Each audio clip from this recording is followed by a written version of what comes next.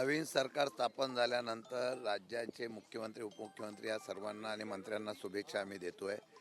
लोकप्रतिनिधी म्हणून त्यांना शुभेच्छा देणं कर्तव्य आहे. आज अजितदादांची भेट झाली नव्हती, त्यांची 2 दिवस मी भेट घेऊन शुभेच्छा द्यायच्या होत्या आणि त्यांना मी भेटीसाठी वेळ मागितला, त्यांनी वेळ दिला आणि आज सकाळी 8 वाजता जाऊन त्यांना मी पुष्पगुच्छ देऊन त्यांना शुभेच्छा दिल्या. उपमुख्यमंत्री राज्याचे झाले म्हणून त्यांना शुभेच्छा देण्यासाठी गेलो होतो. भेटीनंतर असं म्हटलं जात होतं की काही मनोमिलन होईल, त्या अनुषंगाने काही चर्चा? अजिबात तशी काही चर्चा झाली नाही. गर्दी होती, मी त्यांना भेटलो, 2 मिनिटांमध्ये भेटण्यामध्ये शुभेच्छा दिल्या, विचारपूस त्यांची मी केली, त्यांनी माझी केली आणि निघून आलो.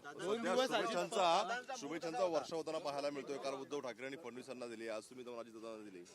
नाही, याला राजकीय काय हे नाही, शेवटी एक वेगळं रिलेशन पण असतं. इतके वर्षाचे बरोबरचे आमचे संबंध असतात, त्या संबंधातून त्यांना शुभेच्छा देणे कर्तव्य. त्यामुळे शुभेच्छा देण्याचा इतका वेगळा अर्थ लगेच काढण्याचा काय अर्थ नाही आहे.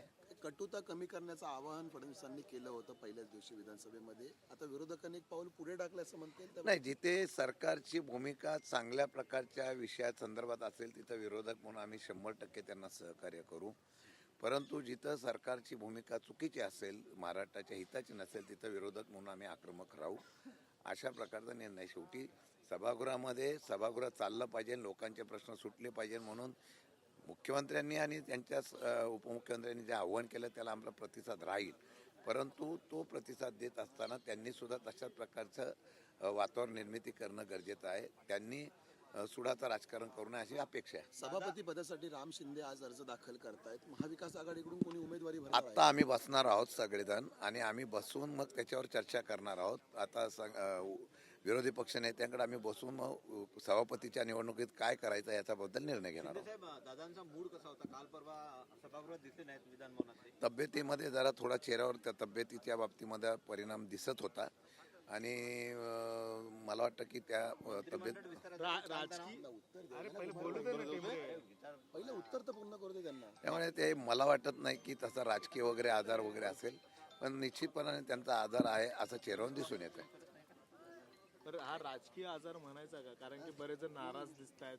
छगन भुजबळ तिकडे नाराज आहेत, वळसे पाटील काल निघून गेलेले आहेत. काल सरकारमधल्या तिन्ही पक्षामध्ये प्रचंड नाराजीचा या ठिकाणी सूर पाहायला मिळतो. आम्ही काही लोकप्रतिनिधी आमदारांशी बोलतोय, ज्या लोकांना संधी मिळाली नाही, जे सिनियर आहेत पण काही लोकांना दावून काही लोकांना संधी दिलेल्याची नाराजगी स्पष्ट शब्दामध्ये आहे. समतोलपणा राखला नाही याची पण खंत आहे. संधी मिळेल अशी अपेक्षा होती पण तशी मिळाली नाहीबद्दल प्रचंड अस्वस्थता या ठिकाणी आमदारांमध्ये पाहायला मिळते. भुजबळांचं एक प्रमुख कारण समोर आलेलं आहे की मंत्रीपद नको पण निर्णय क्षमतेमध्ये मला सामावून घ्या. तिकडे आता वेगळा निर्णय घेण्याची भूमिका ते सातत्याने बोलत आहेत. पवार गटामध्ये तुमच्याकडे त्यांना निर्णय प्रक्रियेत सामावून घेतलं जाऊ शकतं का? संधी देईल का? नाही, पूर्वी पवार साहेबांच्याकडे असताना पवार साहेबांचं नेहमी बघितलं तर त्यांनी पक्षाच्या प्रमुख नेत्यांना नेहमी प्रक्रियेमध्ये समाविष्ट करून घेतलेलं पाहायला मिळालेलं आहे.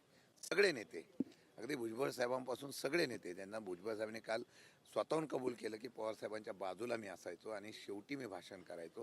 ही प्रक्रिया त्यांनी मान्य केली. तशी पवारसाहेब सगळ्यांना त्या ठिकाणी समाविष्ट करून घेत होते. आज तशा प्रकारची खंत त्यांनी व्यक्त केली असेल तर तो त्यांचा प्रश्न आहे. परंतु अशी कुठल्याही प्रकारची चर्चा सध्याच्या परिस्थितीमध्ये आदरणीय शरदचंद्रजी पवार साहेबांच्याकडे कुठली नाही असं मला वाटतं. ते तिघजण जे आहेत, प्रफुल्ल पटेल असतील, सुनील तटकरे असतील आणि अजितदादा, हे तिघजण पक्ष चालवत आहेत अशा पद्धतीचे देखील आरोप होत आहेत. म्हणून कुठेतरी ही नाराजी दिसून येते का? वळसे पाटील असतील, हा विषय त्या पक्षाचा आणि त्यांच्या नेत्यांचा आहे. त्यांनी काय करावं काय नाही करावं त्यांचा प्रश्न आहे, त्यांना विचारा. चालेल.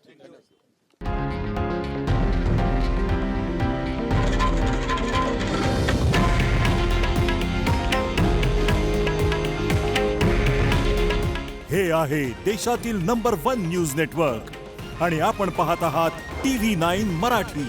काळजी तुमची, हित महाराष्ट्राचं.